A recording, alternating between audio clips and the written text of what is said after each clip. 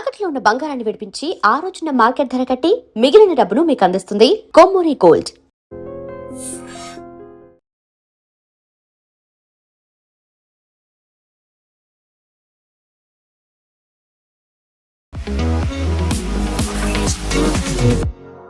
నమస్తే, నేను Kavitha. Welcome to I dream news and నిజాలు. తమిళ్ సూపర్ స్టార్ విజయ్ నటించినటువంటి సినిమా జననాయగన్ రిలీజ్కి ఇంకా నోచుకోవట్లేదు. సెన్సార్ సర్టిఫికెట్లు అనేవి ఇష్యూ అవ్వలేదు. At the same time Tamil super star మీద ఇప్పుడు సిబిఐ కూడా కన్నేసింది. కొద్ది గంటల్లోనే ఆయన ఢిల్లీలో సిబిఐ ఆఫీస్ ముందు హాజరవబోతున్నారు. కరూర్లో జరిగినటువంటి స్టాంపీడ్ కేసు 41 మంది విజయ్ జరిపినటువంటి భారీ బహిరంగ సభ నేపథ్యంలో చనిపోయారు. సో ఒక సినిమా రిలీజ్ అవ్వకుండా చూస్తున్నారు. ఆ తర్వాత సిబిఐ కేసు పెట్టింది. దీనికి ప్రధానంగా అక్కడ సీఎం స్టాలిన్తో పాటుగా సెంట్రల్లో ఉన్నటువంటి బీజేపీ కూడా విజయ్ ఎదుగుదలని అడ్డుకుంటున్నారు, ఆయన మీద రాజకీయ కక్ష పూరితంగానే కేసులు పెట్టారు అనేటువంటి వాదనలు ఎందుకు వినిపిస్తున్నాయి. మనతో పాటుగా ఉన్నారు సీనియర్ జర్నలిస్ట్ సురేష్ కొచ్చాదిల్ గారు. సార్ నమస్తే. So Tamil super star Vijay, ఆయన గత కొంతకాలంగా సినిమాలు స్టాప్ చేస్తున్నారు, ఇంకా రాజకీయాల్లోకి వస్తున్నారు అనేది చాలా పెద్ద హైప్ అయింది. భారీ బహిరంగ సభ కరూర్లో పెట్టారు.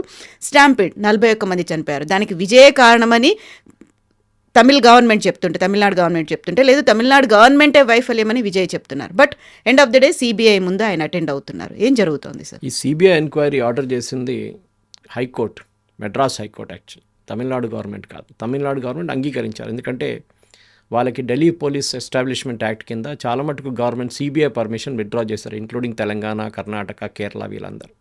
అంటే సిబిఐకి ఒక కేసు తీసుకోవాలంటే ఆ స్టేట్ గవర్నమెంట్ పర్మిషన్ ఇవ్వాల్సి వస్తుంది. లేకుంటే హైకోర్టు డైరెక్ట్గా ఆర్డర్ ఇవ్వచ్చు. Then it can be done, or supreme court as a case maybe. ఇప్పుడు విజయ్ కేసులో ఈ కరూర్ స్టాంపీడ్ జరిగింది కూడా చాలా మటుకు విజయ్ వాళ్ళ పార్టీ ఇన్ఎక్స్పీరియన్స్.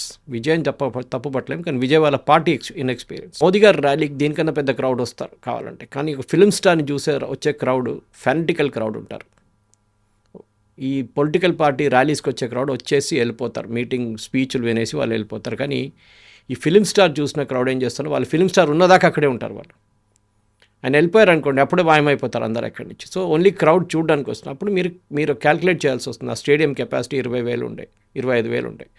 మీరు 50,000 మందిని తీసుకొచ్చినట్టు వాళ్ళు వచ్చారు. కంట్రోల్ ఎందుకు చేయలేదు? అదే ఇప్పుడు డిస్ప్యూట్ నడుస్తుంది. Tamil Nadu government, Vijay and of course state పోలీసులో కూడా చాలా మటుకు వాళ్ళ మీద కూడా తప్పు ఉంది కంట్రోల్ చేయడంలో క్రౌడ్ని. ఎందుకంటే ఒక రాక్ షో లాగా చేస్తున్నారు వీళ్ళు. మీరు చూసుంటారు విజయ్ ర్యాలీస్ అంతా రాక్ షో లాగా ఉంటుంది. ఒకటి ఒక వాక్వే ఉంటుంది, వాక్వే నుంచి నడుచుకుంటా డాన్స్ చేసుకుంటూ వస్తారు. He creates that hype. Even Mamata Banerjee కూడా అదే చేశారు. లాస్ట్ టైం పార్లమెంట్ ఎలక్షన్స్ అప్పుడు కూడా క్యాండిడేట్స్ అందరితో కలిపి చేశారు. సో ఇప్పుడు ఎట్లా అయిపోయిందంటే పొలిటిక్స్ కూడా ఒక ఆర్ట్ ఆఫ్ ద పాసిబుల్ అయిపోయింది అనమాట. అందరూ కొత్త ఏం చెప్తారు థీమ్స్ తీసుకొస్తున్నారు పొలిటిక్స్లో. అది వాళ్ళది ఉంటుంది. ఫర్ ఎగ్జాంపుల్ వాజ్పేయి గారు ఈ ఎరాలో ఉంటే ఫ్లాప్ అయిపోతారు, అంటే మాట్లాడడంలో. ఎందుకంటే టెలివిజన్ ఎరాలో మీరు గ్యాప్ ఇవ్వకూడదు, చాలా కంటిన్యూస్గా ఓ క్యా హై కీ అని చెప్పేసి ఆపేస్తారు ఆయన. అది నడవదు ఇప్పుడు. సో పొలిటికల్ స్పీచ్ ఇస్తున్నప్పుడు కూడా కంటిన్యూస్గా మాట్లాడాల్సి వస్తుంది. మీకున్న 5 నిమిషాలు, 10 నిమిషాలు, 15 నిమిషాలు మీరు you have to maximise it.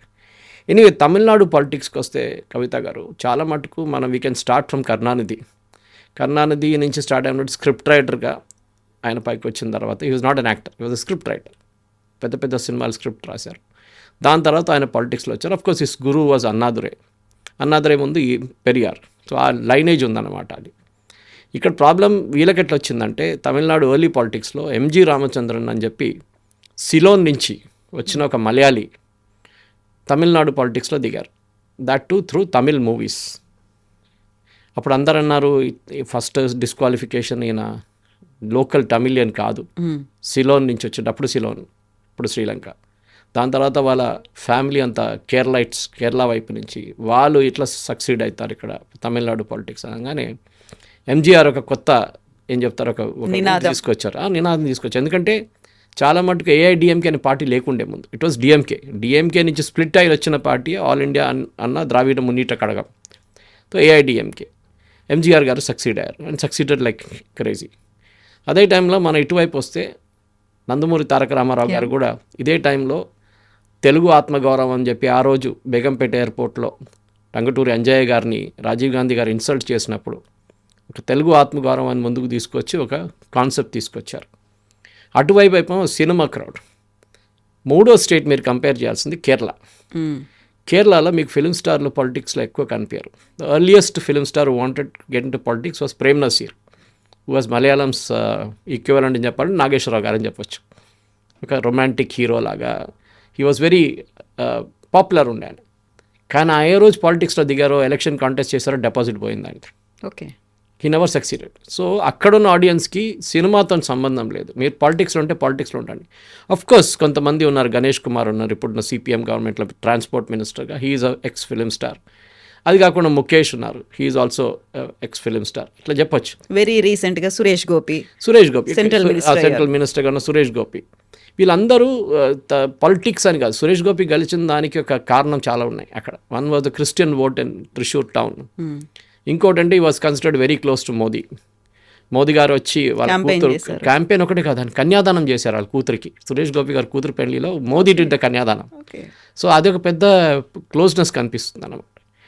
ఇప్పుడు 3 స్టేట్స్ మనం కంపేర్ చేస్తాం. అదే టైంలో మీరు నార్త్లో చూడండి, పెద్ద పెద్ద ఫిల్మ్ స్టార్స్ ఎక్కడ పాలిటిక్స్లో రాలేదు. భోజ్పురి వైపు కొంతమంది ఉన్నారు, కానీ టువర్డ్స్ ముంబై సైడ్లో ఎవరు ఎక్కువ లేరు. సంజయ్ దత్ వాళ్ళు ట్రై చేశారు, ఆ ఫ్యామిలీ దత్ ఫ్యామిలీ మొత్తం ట్రై చేశారు, కానీ వాళ్ళు కూడా సక్సీడ్ కాలేదు ఎక్కువ. ఇదే టైంలో తమిళనాడులో ఉన్న ఫెనటిసిజం అంటాం మనం, అంటే ఫిలిం స్టార్స్ని చూసి ఓట్లు వేయడం. ఎంజీఆర్ గారు పోయిన తర్వాత ఆయన సక్సెసర్గా జయలలితని నామినేట్ చేశారు వెళ్ళే ముందు. కో స్టార్ ఉండే, ఆయనతో చాలా సినిమాలు నటించింది ఆమె. She is again not technically from Tamil Nadu, ఒక బ్రాహ్మిన్ ఫ్రమ్ మైసూర్. ఇక్కడేమో ద్రవిడియన్ పాలిటిక్స్లో బ్రాహ్మిన్స్ అంటే అసలు పడదు. అప్పుడు కూడా జయలలిత ఒక లీడర్గా వచ్చింది. అండ్ జయలలిత డిఫరెన్స్ ఏంటంటే ఆమె అడ్మినిస్ట్రేటివ్ కెపాసిటీ ఎక్కువ ఉండే, ఎంజీఆర్ కన్నా ఎక్కువ ఉండే అనమాట. So she proved herself that I can do excellent administration. ఎక్కువ ఆమెకు ఉన్న తప్పులు ఆమెకు ఉండే. శశికళని తీసుకురావడము అది ఒక కాంట్రవర్సీగా జరిగింది చాలా మటుకు. శశికళ కరప్షన్ కేసెస్ని ఆమె ఎక్కువ పట్టించుకోలేదు. దాని తర్వాత her health deteriorated and she passed. National పాలిటిక్స్లో కూడా ఆమె చాలా మటుకు అలయన్స్ రోల్స్లో ప్లే చేసింది. ఇప్పుడు విజయ్ దగ్గరికి వచ్చిన ప్రాబ్లం ఎక్కడ వచ్చిందంటే, 2 స్ట్రాంగ్ పార్టీస్ తమిళనాడులో ఉన్నారు. ఒకటి డిఎంకే, ఒకటి ఏఐడిఎంకే. వీళ్ళిద్దరికి ద్రవిడియన్ పాలిటిక్స్లోనే ద్రవిడియన్ ఓట్సే వస్తుంది, విచ్ ఇస్ తమిళనాడులో ఒక 60% అని పెట్టుకోవచ్చు ద్రవిడియన్ ఓట్స్. అంటే వాళ్ళు హిందువులు, కానీ they don't believe in Hindu concept, దేవుళ్ళు పట్టించుకోరు, అన్నీ చేస్తారు. అట్లాంటి ఒక సెక్షన్ ఉందన్నమాట, చాలా పెద్ద సెక్షన్. ఇప్పుడు దాకా ఈ 2 పార్టీలే దీని మీద ఆడుకున్నారు. మూడో పార్టీ వచ్చారు, which is Vijay's party. Vijay కూడా ఇదే ఆడియన్స్ని అపీల్ చేస్తున్నారు. ఆయనకి మీరు ఆయన స్పీచ్లు వింటే కూడా ఈ వాజ్ టోటలీ ప్రో ద్రవిడియన్. ఇప్పుడు స్టాలిన్కి భయం ఏంటంటే ఆయన ఓట్లు ఏఐడిఎంకి తీసుకెళ్తారని కాదు, విజయ్ తీసుకెళ్తారని. స్ప్లిట్ అయిపోతాయి అంత. ఎందుకంటే పార్టీ మిషనరీ కావాలి మీకు, ఆ టైం పడుతుంది. ఏదో ఇన్స్టెంట్గా మీరు డబ్బులు పెడితే చాలామంది వచ్చి మీతో ఉంటారంటే వాళ్ళు ఏ రోజు ఆ డబ్బులు అయిపోతుంది ఆ రోజు మాయమైపోతారు వాళ్ళు. పార్టీ అపరేటస్ బిల్డ్ చేయాలి. సో ఆయన సెంగోటేన్ లాంటి వాళ్ళని తీసుకొచ్చారు, who have experience in politics. కానీ వాళ్ళు కూడా ఇంత జల్దీ చేయలేరు, వాళ్ళ టైం పడుతుంది. Maybe by next election Vijay will have sufficient machinery. కానీ ఇప్పుడేం చేస్తారు, ఇప్పుడున్న సర్వేలు కూడా చూస్తే మీరు విజయ్కి 6-8% ఓట్లు వస్తుంది, టోటల్ 6 to 8%. ఇప్పుడు తమిళనాడు పాలిటిక్స్లో ఈ డిఎంకే ఓట్లే దీంట్లో పోతుంది, దాంట్లో చాలా క్లియర్. ఏఐడిఎంకేకి సెకండరీ థ్రెట్ ఉంది, ప్రైమరీ థ్రెట్ ఇస్ డిఎంకే. దానికోసం కరూర్ ట్రాజడీ జరిగినప్పుడు ఇమ్మీడియట్గా అగ్రెసివ్గా ముందుకు వచ్చింది DMK, that Vijay should be taken, CBI enquiry order చేయడము, లేకుంటే స్టేట్ పోలీస్ ఎంక్వైరీ నడుస్తుంది కదా, లేదు సిబిఐ ఎంక్వైరీ చేయాలి. దాని తర్వాత ఇప్పుడు లేటెస్ట్ కాంట్రవర్సీ ఆయన సినిమా. అయితే ఈ మధ్య కాలంలోనే రజనీకాంత్ ఆయన సినిమాలు వదులుకొని పార్టీ పెట్టాలి, దేవుడు ఆదేశిస్తే నేను పార్టీ పెడతానన్నారు, దేవుడు ఆశీర్వాదం లేదు పార్టీ పెట్టలేదన్నారు. బట్ కమల్ హాసన్ కూడా ఆయనకంటూ ఒక పార్టీ పెట్టుకొని వచ్చారు, but he could not succeed. అంతకుముందు విజయకాంత్ ఉన్నారు, ఆయన కూడా పార్టీ పెట్టుకున్నారు, ఆయన కూడా ప్రతి చోట కంటెస్ట్ చేశారు, బట్ అక్కడ కూడా ఆయనకు సక్సెస్ అనేది కనిపించలేదు. బట్ విజయ్ అనగానే ఒక భయపడుతున్నారు అనేటువంటి ఒక భావన, విజయ్కు ఉన్నటువంటి మాస్ అప్పీలింగ్, ఆ క్రౌడ్ చూసిన తర్వాత ఒక థ్రెట్ ఫీల్ అవుతున్నారు రాబోయేటువంటి ఎలక్షన్స్లో. అందుకోసమే అక్కడ బీజేపీ, ఇక్కడ స్టాలిన్. ఐ థింక్ బీజేపీకి ఎక్కువ థ్రెట్ లేదు. BJP is actually happy. ఎందుకు విజయ్? ఎందుకంటే వాళ్ళ ఓటు పోట్లేదు కదా, డిఎంకే ఓట్లు స్ప్లిట్ అవుతుంది. డిఎంకేకి యాంటీ ఇన్కంబెన్సీ ఓటు కాదు మనం మాట్లాడేది, ప్రో ఇన్కంబెన్సీ ఓటు. అంటే డిఎంకే ఓట్లు 6% నుంచి 8% తీసుకెళ్తే బెనిఫిట్ ఏఐడిఎంకేకి అవుతుంది. ఏఐడిఎంకేతో అలయన్స్లో ఉన్నారు ఎవరు? బీజేపీ. బీజేపీకి వచ్చే 15%, 12%, 13% ఓటు వాళ్ళకు ఉంది. Hmm. ప్లస్ ఏఐడిఎంకే అలయన్స్లో ఉన్న ఓటు కొంచెం ట్రాన్స్ఫర్ అయితే ఇంకొక 10%, 24 నుంచి 25 వస్తుంది. సో ఇప్పుడు ఏఐడిఎంకే కంటే బీజేపీకి ఎక్కువ ఓట్ పర్సెంటేజ్ ఉందా? కాదు ఏఐడిఎంకేకి ఉంది, కానీ ఈక్వల్ ఉంది ఇద్దరికి. ఇద్దరు కలిసి పోటీ చేయలేదు లాస్ట్ టైం, అది చేసిన పెద్ద మిస్టేక్. అది సపరేట్గా పోటీ చేస్తారు లోక్సభ ఎలక్షన్లో, దానికి రిజల్ట్ బయటకు వచ్చింది క్లియర్గా. ఇప్పుడు ఎట్లా అయిపోయిందంటే స్టాలిన్ థ్రెట్ ఎక్కడి నుంచి అనిపించిందో స్టాలిన్కి విజయ్ దగ్గర నుంచి థ్రెట్ వస్తుంది. విజయ్ 8% కానీ ఎక్కువ తీసుకెళ్ళిపోతే 10 నుంచి 11% తీసుకెళ్తే that is where the threat will come. ఎందుకంటే ఏఐడిఎంకే 3-4 డిస్ట్రిక్ట్స్లో చాలా స్ట్రాంగ్గా ఉన్నారు. బీజేపీ ఏమో కోయంబత్తూరు వైపు దే ఆర్ స్ట్రాంగ్. ఇప్పుడు మనం సినిమా గురించి మాట్లాడుతున్నప్పుడు జననాయకన్ అది వాళ్ళ ప్రొడ్యూసరే చెప్పారు, దాంట్లో తప్పులు చాలా జరిగినాయి వాళ్ళ వైపు నుంచి కూడా. ఒకటి, హైకోర్టు కూడా అడిగారు ఈ ప్రశ్న కవిత గారు, మీరు డేట్ ఎట్లా అనౌన్స్ చేస్తారు సర్టిఫికేషన్ లేకుండా? ఇది సినిమా వాళ్ళు, ప్రతి సినిమా వాళ్ళు చేస్తారు ఈ పని. ఏం చేస్తారంటే ముందే డేట్ అనౌన్స్ చేసేస్తారు రిలీజ్. అది యూజువలీ సంక్రాంతి టైమో, పొంగల్ టైమో, హిందీ సినిమాలు ఉంటే దివాళీ టైమో అట్లా అనౌన్స్ చేస్తారు. చేసిన తర్వాత వీళ్ళు లాస్ట్ మినిట్లో పోస్ట్ ప్రొడక్షన్ చేస్తారు. మీరు సౌత్ ఇండియన్ సినిమాలు కొంచెం బెటర్గా ఉన్నాయి పోస్ట్ ప్రొడక్షన్లో, వాళ్ళు కొంచెం టైం పెట్టుకుంటారు, 2 నెలలు 3 నెలలు పెట్టుకుంటారు.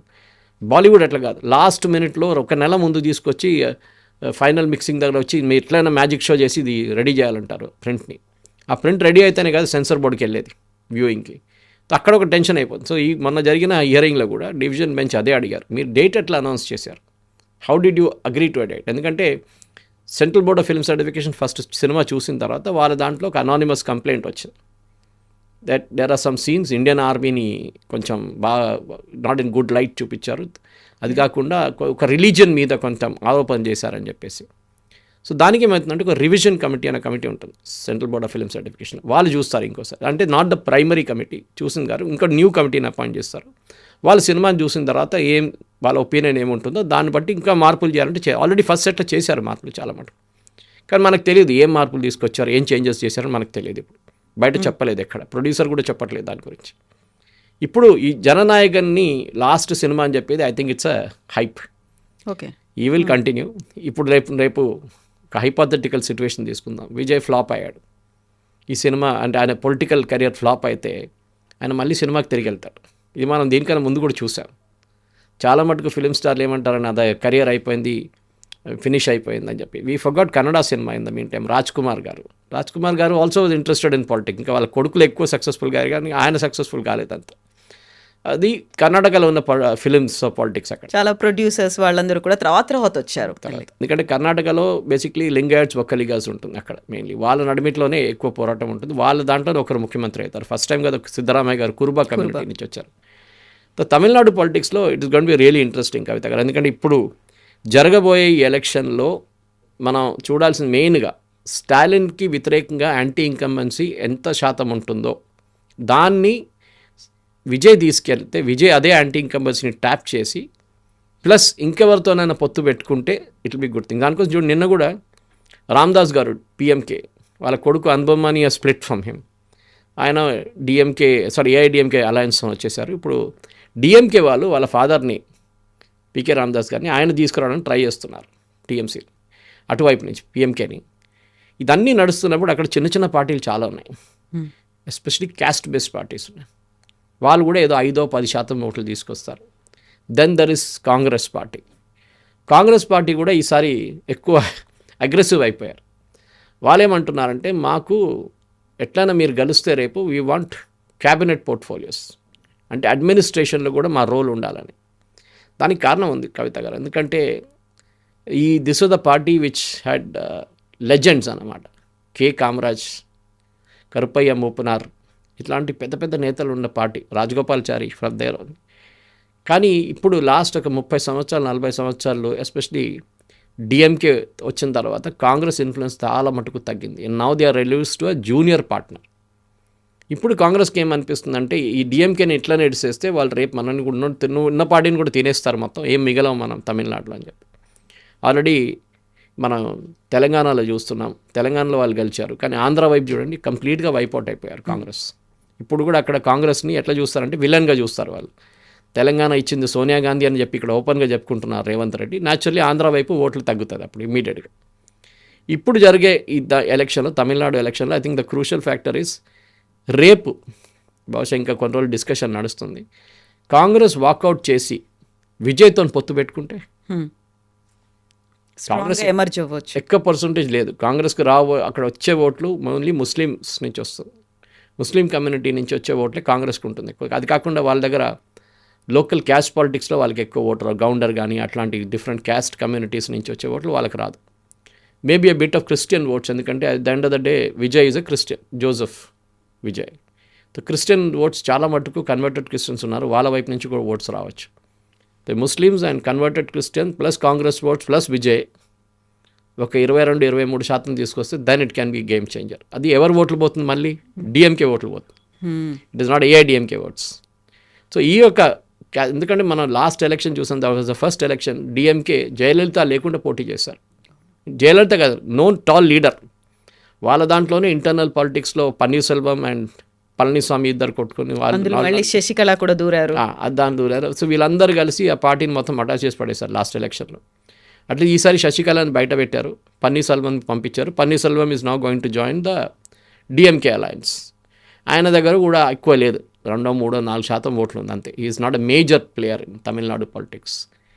ఓవరాల్ ఇప్పుడు ఒక ఇంట్రెస్టింగ్ సిచ్యువేషన్ ఏంటంటే, మీరు అడిగిన ప్రశ్నకి స్టార్టింగ్ నుంచే ఈ సినిమాతోని ఏదైనా మార్పు రావచ్చా అంటే ఎస్, కానీ అది ఎలక్షన్ దాకా మే దాకా ఏప్రిల్ జరుగుతుందంటే అప్పుడు దాకా దీని ఇంట్రెస్ట్ సస్టైన్ చేస్తారని చూడాల్సింది. సర్వైవ్ అవుతుంది అప్పటిదాకా, ఎందుకంటే 2-3 వారాలు నడుస్తుంది. Maybe they will make it a block buster. Cinema థియేటర్లు కొనుక్కుంటారు, సీట్లు బ్లాక్ చేస్తారు, ఇక్కడ చేస్తున్నట్లనే తెలుగు సినిమాలు చేస్తున్నట్లనే.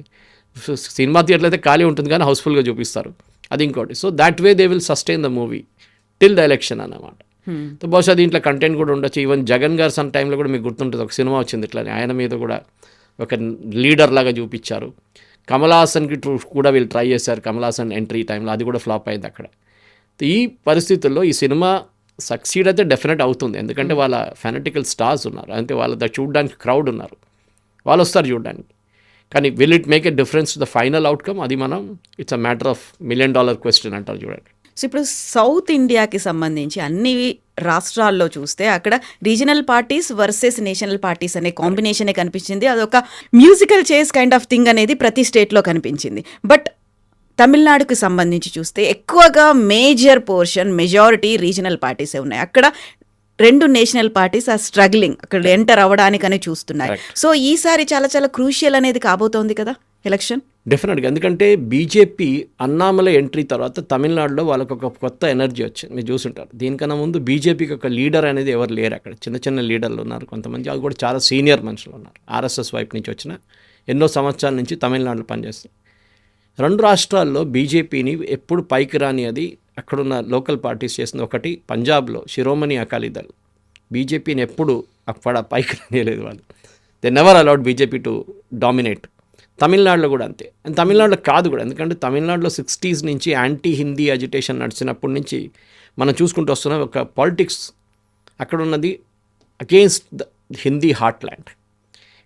అప్పుడు బ్యాంకు బోర్డులు, సినిమా థియేటర్ బోర్డులు, ఇది కాకుండా మన సినిమాలు హిందీ సినిమాలు రిలీజ్ చేయకూడదు, ఇదన్నీ చాలా మటుకు నడిచింది. పెరియార్ టైం నుంచే ఈ ఫిలాసఫీ ఉండే, యాంటీ నార్త్ అని ఒక ఫిలాసఫీ ఉండే. యాంటీ నార్త్లో అప్పుడు బీజేపీ లేరు కదా, బిఫోర్ 1980 బీజేపీ లేరు, బీజేపీ అనే పార్టీలో జనసంఘ్ ఉండే. అప్పుడు కాంగ్రెస్ వ్యతిరేకంగానే ఈ అజిటేషన్ నడిచిన తర్వాత కాంగ్రెస్ మొత్తం డిసపియర్ అయిపోయారు. తమిళనాడు పాలిటిక్స్లో యాంటీ హిందీ అంటే మీకు ఒక పెద్ద అడ్వాంటేజ్. ఇప్పుడు కూడా చూడండి, ఈ టైంలో కూడా నార్త్ ఇండియాకి వెళ్ళి ఎంతోమంది తమిళియన్స్ ఉంటారు, వాళ్ళు చాలా బాగా హిందీ మాట్లాడతారు. స్టాలిన్ వాళ్ళ స్కూల్లోనే సిబిఎస్ఈలో హిందీ నేర్పిస్తున్నారు, వాళ్ళకేం ప్రాబ్లం లేదు. కానీ anti Hindi anti Hindi anti Hindi అని కన్సిస్టెంట్గా చేస్తుంటారు వీళ్ళు. అదెందుకంటే మీరు యాంటీ హిందీ అయిపోతే మీరు కాంగ్రెస్ని బీజేపీని బయట పెట్టచ్చు, అదే జరుగుతుంది. That is why both this national parties are struggling in Tamil Nadu. ఆ సెంటిమెంట్ ఉంది చూడండి, అది ఇంకా వెళ్ళట్లేదు, అది ఇప్పుడు కూడా ఉంది ఆ సెంటిమెంట్, యాంటీ హిందీ సెంటిమెంట్. దానికి ఒక ప్రాక్టికల్ రీజన్ లేదు, ఎందుకంటే హిందీ అనేది ఇప్పుడు ఈవెన్ ఈ ఎన్ఈపీ కింద 3 లాంగ్వేజ్ పాలసీలో చాలా మటుకు మదర్ టంగ్ మీద ఎంఫసిస్ ఇస్తున్నారు. కానీ తమిళనాడులో ఒక క్యాంపెయిన్ ఏం తీసుకొచ్చారంటే బీజేపీ హిందీని తీసుకొస్తున్నారు, సరెప్టస్లీ హిందీని వాళ్ళు కంపల్సరీ చేస్తున్నారు, ఎక్కడ చెప్పలేదు అది. కానీ అది బీజేపీ ఫాల్ట్, వాళ్ళు ఎక్స్ప్లెయిన్ చేయలేకపోయారు. Annamalai tried is best. దాన్ని అడ్మిట్లోనే అన్నామలై గారిని పార్టీ ప్రెసిడెంట్ నుంచి తీసి కొత్త పార్టీ ప్రెసిడెంట్ని తీసుకొచ్చారు. అదొక పెద్ద డిస్ప్యూట్ జరిగింది తమిళనాడులో with in BJP it self. ఎందుకంటే బీజేపీలో చాలా లాస్ట్ 2 yearsలో ఒక గ్రోత్ తీసుకొచ్చింది అన్నామలని. ఆ ఎనర్జీ చూడండి, అన్నామలై ఎనర్జీ. ఆయన ప్రతి ఊరికి తిరిగారు ఆయన పాదయాత్రలో. బూత్ లెవెల్ పెట్టించారు. ప్రతి బూత్లో 10 మందిని ఆయన ఇన్స్టాల్ చేశారు. బీజేపీకి లేకుండే దీనికన్నా ముందు. ఒక కోయంబత్తూరులోనో అక్కడిక్కడ బీజేపీకి ఉండే, కానీ they didn't have a major say in Tamil Nadu politics. కానీ ఎందుకు మార్చారు అని చాలామంది అడిగారు. అంటే ఆయనకి ఏదైనా నేషనల్ రోల్ ఇవ్వబోతున్నారా, or is he going to be sidelined in Tamil Nadu. And మొన్న ఒక మ్యాగజైన్ వాళ్ళ సమిట్లో చెన్నైలో మాట్లాడుతూ he spoke about this. He said let me be practical about it. బీజేపీకి ఏఐడిఎంకేతో పొత్తు పెట్టుకోవాలి. అట్ ద సేమ్ టైం ఏఐడిఎంకేకి ఉన్న భయం ఏంటంటే that Annamalai is bigger than the alliance అని వచ్చేస్తుంది. రేపు పబ్లిక్ మీటింగ్ పెడితే స్టేజ్లో పన్నీర్ సెల్వం గారు లేరు, ఇప్పుడు పళనిస్వామి కూర్చున్నారు, పక్కన అన్నామలై కూర్చున్నారు. స్పీచ్ మొదలైంది అనుకోండి, అన్నామలై గారు అందరు క్రౌడ్ అడుగుతూ అన్నామలై మాట్లాడంటారు. They will shout and they will scream saying Annamalai should speak. ఆ సిచ్యువేషన్ చాలా డెలికేట్ అయిపోతుంది. సో వీళ్ళకి భయం ఏంటంటే ఏఐడిఎంకేకి Annamalai is more popular than the alliance అని వచ్చేస్తుంది. దానికోసం అన్నామలైని పక్కన పెట్టండి. ఇప్పుడు బీజేపీ ఏఐడిఎంకేలో కూడా ఒక చిన్న డిఫరెన్స్ ఆఫ్ ఒపీనియన్ ఉంది. ఇప్పుడు మన కాంగ్రెస్ డిఎంకే గురించి మాట్లాడుతున్నాడు, ఇక్కడ కూడా ఉంది. బేసిక్లీ బీజేపీ ఏమంటున్నారంటే మాకు కూడా రేపు ఎలక్షన్ కలిసి గవర్నమెంట్ ఫామ్ అయితే మేము ఆ గవర్నమెంట్లో ఉండాలని. కానీ ఏఐడిఎంకే ఫస్ట్ టైం ప్రపోజ్ చేశారంటే మన అమిత్ షా గారు వచ్చే ముందు, ఇప్పుడు అమిత్ షా గారు మన వచ్చారు, దానికన్నా ముందు వాళ్ళు ఏం చెప్పారంటే నో, ఈ ఎలక్షన్ దాకానే పొత్తు, ఎలక్షన్ అయిపోతే మాకు బీజేపీకి సంబంధం లేదు, గవర్నమెంట్ ఫామ్లో మేమే ఉంటాం, మేము బీజేపీని రాను. ఇదే పాస్చర్ ఇప్పుడు డిఎంకే తీసుకున్నారు. ఇవాళ పొద్దున వచ్చిన న్యూస్ పేపర్ ఆర్టికల్స్లో డిఎంకే క్లియర్గా కాంగ్రెస్ని రిజెక్ట్ చేసేసారు. No, you have no role in Tamil Nadu. మేము ఏదో ఇస్తున్న 20 సీట్లు ఉందండి, అది తీసుకొని వెళ్ళండి. కాంగ్రెస్ ముందు 38 అడిగారు, స్టాలిన్ ఏమో 35 ఆఫర్ చేశారంటున్నారు. మేము ఇవ్వకపోతే మేము 25లతో సెటిల్డ్ అయిపోతామని కాంగ్రెస్ వైపు నుంచి కాంచన. అది కాంగ్రెస్కి లేదు, అక్కడ కాంగ్రెస్కి అస్సలు ఏ హోల్డ్ లేదు తమిళనాడులో. ఇదేమైనా ఓట్లు దొరికితే డిఎంకే ఓట్లతోనే వాళ్ళు గెలుస్తున్నారు. అదర్వైజ్ దే హ్యావ్ నో, ఇప్పుడు ఉన్న ఫుటింగ్ లేదు తమిళనాడులో. ముందున్న 60 సంవత్సరాల ముందు 50 సంవత్సరాల ముందున్న హోల్డ్ ఇప్పుడు లేదు తమిళనాడులో. ఇప్పుడు విజయ్ వచ్చిన తర్వాత ఒక థర్డ్ ప్లేయర్ వచ్చేసారు ఈ ఎలిమెంట్లో. ముందు డైరెక్ట్ కాంటెస్ట్ ఉండే DMK alliance versus AIADMK alliance. ఇప్పుడు మూడో ప్లేయర్ వచ్చినప్పుడు ఏమవుతుందంటే ఓట్లు స్ప్లిట్ అవుతుంది. And that is why set స్టార్టింగ్లోనే విజయ్ 8% కన్నా ఎక్కువ ఓట్లు, 10 నుంచి 12% ఓట్లు తీసుకెళ్తే DMK will get badly impacted. దానికి డిఎంకే ఇప్పుడు వచ్చే రోజుల్లో చూడండి ఇంకా వాళ్ళు పాలిటిక్స్ తీసుకొస్తారు. ఈ సినిమా కూడా చూడండి, నాకు డౌట్ ఉండే రిలీజింగ్లో, ఈ సినిమా రిలీజ్ అయినప్పుడు అక్కడున్న లోకల్ సినిమా థియేటర్స్ మీద ప్రెషర్ పెట్టి డిఎంకే గవర్నమెంట్ ఈ సినిమాని ఆపడానికి ట్రై చేస్తారు అని నాకు ఒక డౌట్ ఉండే. కానీ దానికన్నా ముందు సినిమానే ఆగిపోయింది ఇప్పుడు. కానీ ఇప్పుడు రిలీజ్ అయితే కూడా రేపు ఇప్పుడు బహుశా ఇప్పుడు జనవరి ఎండింగ్ ఫిబ్రవరి ఫస్ట్ వీక్లో రిలీజ్ అయింది అనుకోండి, ఒకటి ఇంపాక్ట్ పోతుంది. పొంగల్లో ఉన్న ఇంపాక్ట్ ఉండదు. కానీ still even if there is no impact, Stalin will ensure that cinema థియేటర్లో ఈ సినిమా నడవకూడదు, దాన్ని ఎక్కడ కావాలంటే అక్కడ ఆపేస్తారు. బట్ ఆల్రెడీ ఆడియన్స్ ఏంటంటే వాళ్ళు అనుకున్నటువంటి ఫాలోవర్స్, ఫ్యాన్స్ టికెట్స్ అన్నీ కొనుక్కున్నారు, మొత్తం అంతా కంప్లీట్గా సోల్డ్ అవుట్ అయిపోయాయి అనేది. కవిత గారు, ఈ సోల్డ్ అవుట్ అనేది కాన్సెప్ట్ మీరు bookmyshow.comకి వెళ్ళండి, అక్కడ మీకు టికెట్లు కనిపిస్తాయి. ఇంకా ఈ కొనుక్కోవడం అనేది కాన్సెప్ట్ ఇప్పుడు లేదు.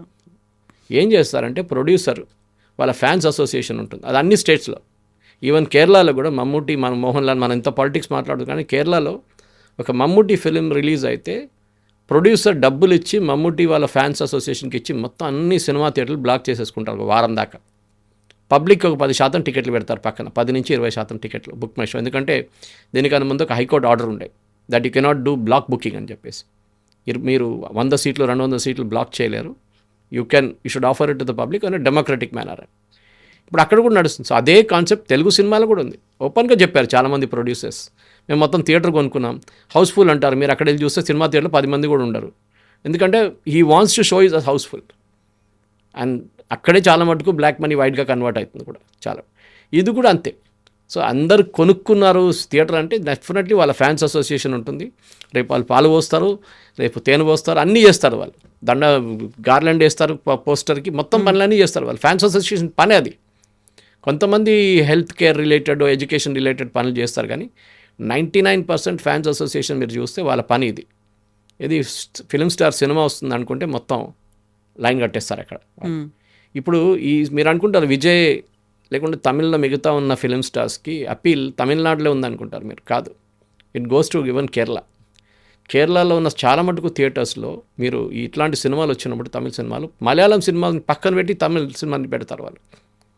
అట్లాంటి అది కూడా ఉంది అక్కడ, ఇంపాక్ట్ ఉందన్నమాట.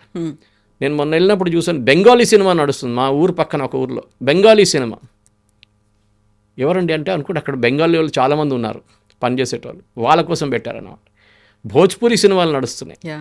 So the entire concept has changed. కానీ విజయ్ ఒక ఎంట్రీ తమిళనాడు పాలిటిక్స్లో I think it gonna be short lived. ఆయన బహుశా ఎలక్షన్లో ఎక్కువ సీట్లు రావు. బూత్ లోపల బూత్ బయట 10 మంది ఉంటేనే మీరు ఓటర్ని ఓట్ బూత్కి తీసుకురాగలరు. మిమ్మల్ని చూడడానికి వచ్చిన 2 లక్షల మందిని అట్లీస్ట్ 50,000 మందిని మీరు బూత్లో తీసుకురావాల్సి వచ్చింది. ఆ కెపాసిటీ మీకు ఉండాలి. విజయ్ కూడా ఆ time he has to bide his time. ఏదో ఇది ఇన్స్టెంట్ నూడిల్స్ కాదు, వేసిన తర్వాత 2 నిమిషాల్లో మేము లీడర్ అయిపోతామండి అట్లంటే చాలామంది ఉన్నారు మన దేశంలో who can become leaders overnight. కాదు, అది టైం పడుతుంది. You have to wait for it. అది మెయిన్ లెసన్ అన్నమాట. Yes sir, thank you so much sir. Thank you.